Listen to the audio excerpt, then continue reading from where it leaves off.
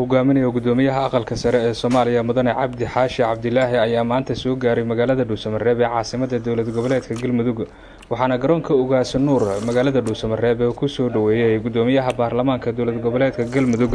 Maxamed Nuur Gacal iyo xildhibaano ka tirsan baarlamaanka dowlad goboleedka Galmudug iyo wasiiro intaasi kadib ayaa loo soo gudbiyay xarunta madaxtooyada dowlad goboleedka Galmudug gudoomiyaha ayaana waxa uu kulan gaaban la qaatay madaxweynaha dowlad goboleedka Galmudug Mudane Axmed Cabdi qorqor gudoomiyaha aqalka sare ee baarlamaanka Soomaaliya ayaana waxa uu ka mahad celiyay soo dhaweynta loogu sameeyay magaalada Dhuusamareeb Cabdi Xaashi Cabdilaahi gudoomiyaha aqalka sare ee Soomaaliya ayaa waxa uu caawa ka qayb gali doonaa furitaanka kalfadhiga labaad ee baarlamaanka dowlad goboleedka Galmudug kadib markii casuumaad uu ka helay gudoonka baarlamaanka dowlad goboleedka Galmudug